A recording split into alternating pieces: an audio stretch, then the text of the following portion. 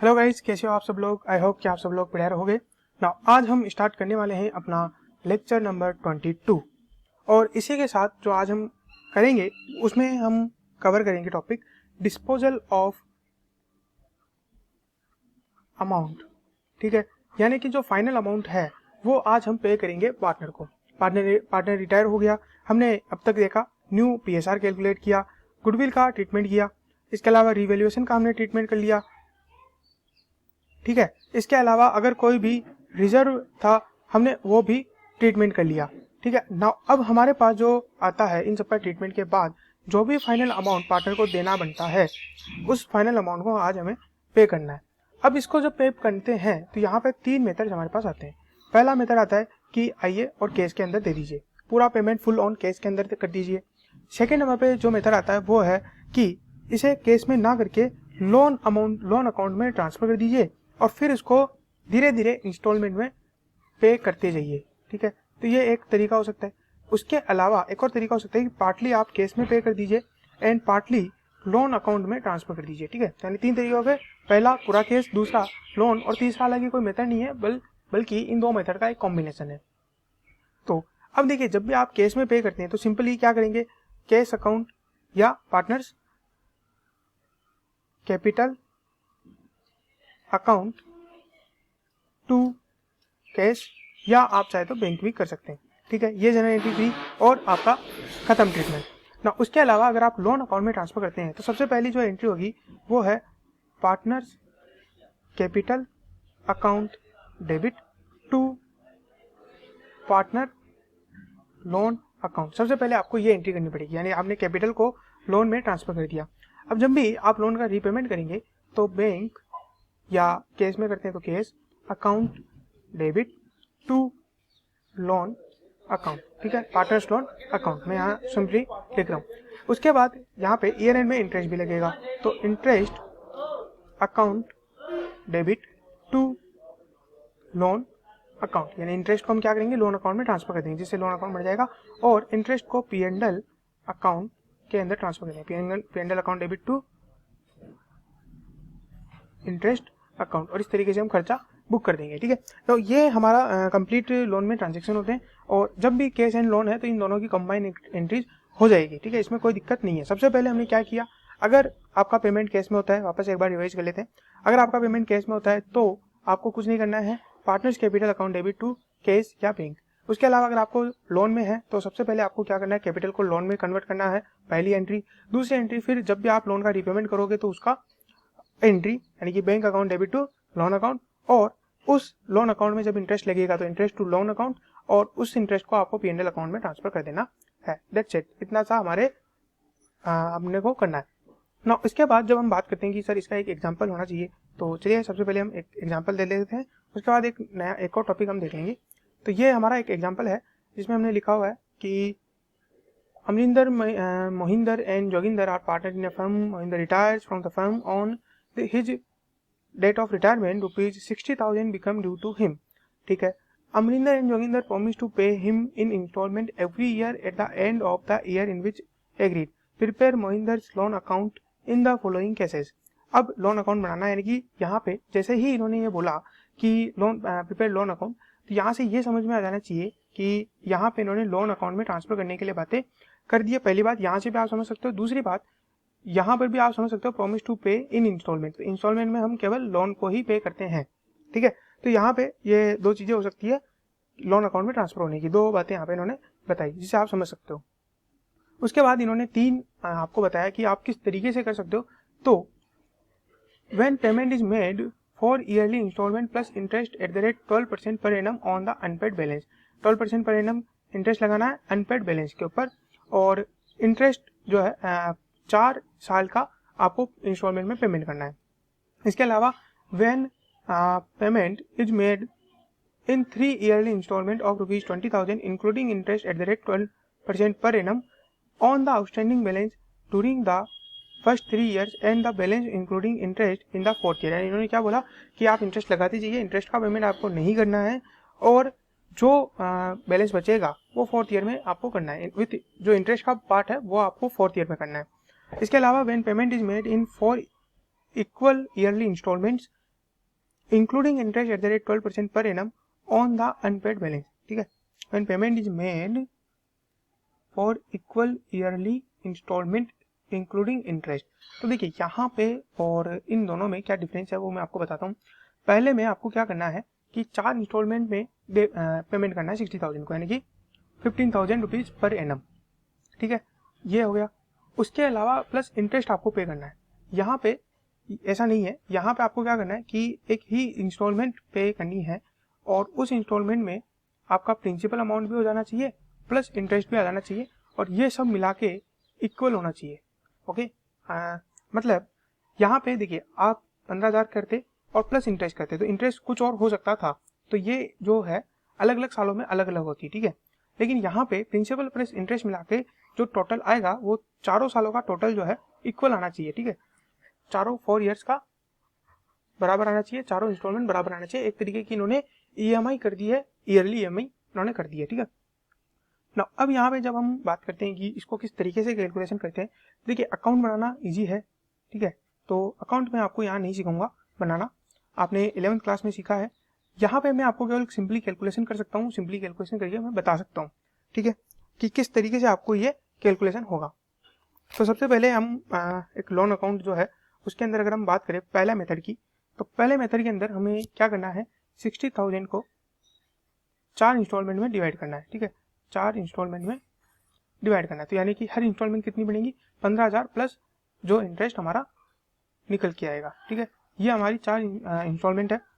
ना जब हम इसकी इंस्टॉलमेंट करते हैं तो सबसे पहले आपको इस साल क्या करना है, पहले साल फर्स्ट ईयर एक टेबल बना सकते हैं आप, फर्स्ट ईयर 15,000 आपको पे करना है, ठीक है।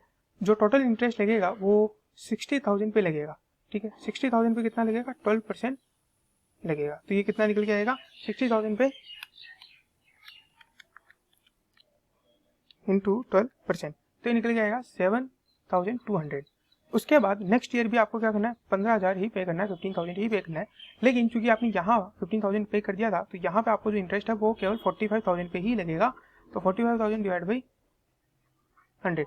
अब आप चाहो तो इसको 4 टुकड़ों में डिवाइड करके 1/3 हटा सकते हो, ठीक है। तो ये जो है 5400 आएगा अगर आप एग्जाम में टाइम सेव करना चाहते हो तो, ठीक है। इसको 4 से डिवाइड किया 1800 निकल आएगा 1800, ठीक है, 1800 उसको आपने यहाँ से रिड्यूस कर लिया।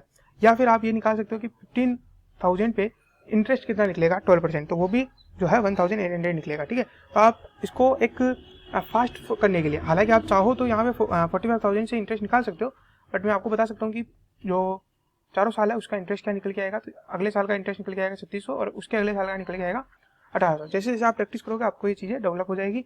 तो देखिए एग्जाम नॉट ओनली कि आप पूरा करके आओ, अगर आप फास्ट करते हो तो आपके पास ज़्यादा समय होता है इन छोटी छोटी चीज़ों में। ऑफकोर्स अभी आपके पास बहुत समय रहता है और आप अभी आराम से कर सकते हो, लेकिन अगर आप अभी से ये हैबिट डेवलप करते हो तो इन फ्यूचर आपको काफ़ी हेल्प करेगा, क्योंकि फ्यूचर में आपके जो पेपर्स है वो काफ़ी लेंदी आने वाले हैं, खास करके अकाउंट्स और इस तरीके की जो प्रैक्टिकल पेपर्स है जिनमें न्यूमेरिकल क्वेश्चन आते हैं वो काफ़ी लेंदी आएंगे। तो आपको इस तरीके की प्रैक्टिस जो है डेवलप करनी पड़ेगी सो दैट कि आप फास्ट कर पाओ, ठीक है। यहाँ आपको 30,000 मल्टीप्लाई बाई 12 डिवाइड बाई 100 और यहाँ पे 15 इस तरीके से आपको निकालना है, और तो हर साल की जो है इंस्टॉलमेंट निकल जाएगी।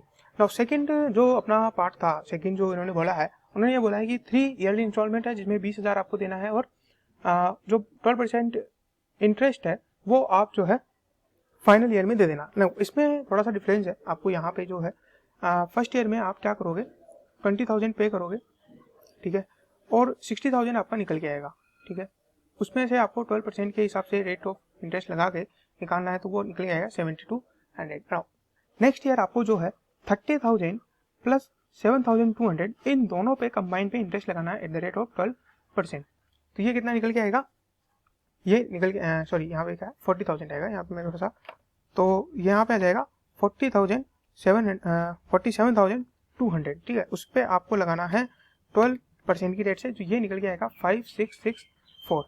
ना उसके बाद नेक्स्ट ईयर आपको क्या करना है, यहाँ से आप 20,000 पे कर दोगे तो यहाँ पे आपको क्या करना है 20,000 और बचेगा प्लस 7,200 प्लस 5,664, इस पे आपको इंटरेस्ट लगाना है एट द रेट ऑफ 12%, वो आप लगाओगे, ठीक है। तो अगर आप इन पे जो है लगाओगे और यहाँ पे इंटरेस्ट निकल के आएगा, ठीक है। और यहाँ पे जो इंटरेस्ट निकल के आएगा फोर्थ ईयर में आप इन तीनों ईयर का जो टोटल इंटरेस्ट है, ठीक है, वो आप पे कर दोगे 7200, 5664 एंड यहाँ पे जो इंटरेस्ट निकल के आएगा वो इन तीनों का टोटल करोगे और यहाँ पे निकाल के रख दोगे, ठीक है। इंटरेस्ट में नहीं निकाल रहा हूँ, कमेंट बॉक्स में मुझे बताइए। जो जो अच्छे बच्चे होंगे वो निकालेंगे, जो नालायक होंगे भले वो ना निकाले, कोई दिक्कत नहीं, क्योंकि वो नालायक है। जो अच्छे बच्चे हैं वो निकाले। तो ये हमने अभी 2 टॉपिक देख लिए, इसमें 2 क्वेश्चंस देख लिए कि हमें किस तरीके से करना है, ठीक है। पहला था जब हमने फॉर इक्वल इंस्टॉलमेंट में दिया प्लस इंटरेस्ट दिया, दूसरा था हमने केवल इक्वल इंस्टॉलमेंट दी और इंटरेस्ट जो है हम आगे डेफर करते गए और फाइनल ईयर में हमने दिया। तो याद रखिएगा, क्योंकि यहाँ पे क्या है, हमने इंटरेस्ट पे भी इंटरेस्ट लगाना पड़ेगा, ठीक है। तो जब आप एग्जाम दो तो यहाँ पे आप याद रखिएगा हमने इंटरेस्ट पे भी इंटरेस्ट लगाया है और फिर उसके बाद यहाँ पे इसको भी इंक्लूड किया है, ठीक है। ना यह आपको याद रखना है, जरूर कंपलसरी आपको याद रखना है। इसका रीजन ये है कि ये जो अमाउंट है ये भी ड्यू हो गया था लेकिन आपने पे नहीं किया, ठीक है, इसलिए इस पर भी इंटरेस्ट लगेगा ना। उसके बाद हम बात करते हैं थर्ड नंबर पे। थर्ड नंबर पे इन्होंने बोला है कि आप यहाँ पे जो है 4 इक्वल इंस्टॉलमेंट जो है हमें ईयरली इंस्टॉलमेंट जो है हमें बता दीजिए और उन 4 जो ईयरली इंस्टॉलमेंट है आप उतना जो है हमसे पेमेंट ले लीजिए, मतलब 4 जो है इक्वल इंस्टॉलमेंट में हमें आप पेमेंट करिए। ना थर्ड पॉइंट को करने के लिए हमको क्या करना पड़ेगा, मैं आपको एक फिगर लिख रहा हूँ, आपको उसको 60,000 से डिवाइड करना पड़ेगा, वो है 3.03734, ठीक है। अब ये किस तरीके से कैलकुलेट हुआ चलिए वो देखते हैं। तो सबसे पहले जब आप इसको 60,000 से डिवाइड करोगे, 60,000 डिवाइड बाय 3.03734, तो ये निकल के आएगा 19,754, यानी कि आपकी जो एनुअल इंस्टॉलमेंट है बराबर की, जिसमें आपका इंटरेस्ट भी कवर हो गया 4 सालों के लिए, तो वो ये एनुअल इंस्टॉलमेंट निकलेगी।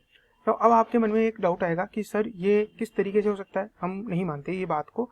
तो देखिए मैं आपको प्रूव करता हूँ, या आप प्रूव कर सकते हैं। क्या करना है आपको, 19,754 लेना है, या आपने पेमेंट किया। इस साल का जो इंटरेस्ट था 60,000 पे 7,200 ये था, बैलेंस जो बचा वो आपको यहाँ लिखना है, तो वो बचेगा 12,554, ठीक है। ये आपने प्रिंसिपल के लिए पेमेंट किया और जो बैलेंस बचा उस पर फिर आपको इस तरीके से टेबल बनानी है ना। अभी मेरे पास टाइम थोड़ा कम है तो मैं आपको चलिए मैं बता देता हूँ। 60,000 पे कितना माइनस बचेगा ये आपको बताता हूँ।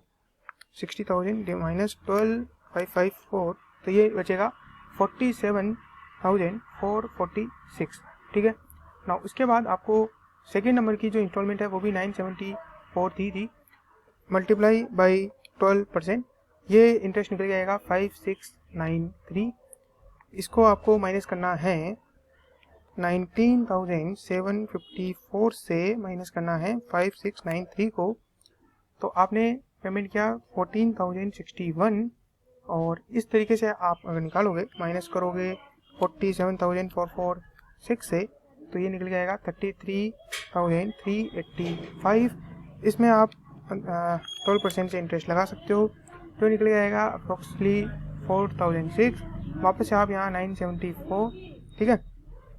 और यहाँ पे ये जो आप निकालोगे इसको आपको माइनस करना है इससे, तो यहाँ पे आप कर सकते हो 4,006, तो 19,000 मैं यहाँ पे अप्रोक्स लिख लेता हूँ, 15,748 अप्रोक्स क्या है मैंने निकाल लिया ये, ठीक है। और उसके बाद ये आप पेमेंट करोगे 33,385 में से आपने किया 15,748 का बचा 17,637, इस पर आप 12% से इंटरेस्ट निकालोगे तो वो निकल जाएगा 2116। तो अब आप अगर इन दोनों का टोटल करोगे तो ये दोनों टोटल आएंगे 19,754।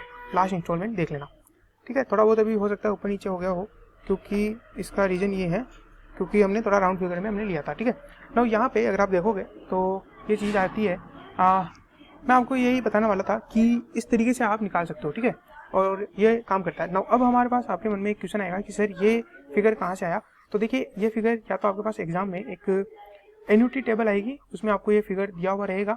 अगर नहीं भी हो तो अभी आपको घबराने की जरूरत नहीं है, मैं आपको ये निकालना सिखाऊंगा नेक्स्ट वीडियो में, ठीक है। तो आज का वीडियो लेक्चर हम इतना ही रखते हैं। Thank you very much, good day, good bye and have a nice day. Thank you very much once again.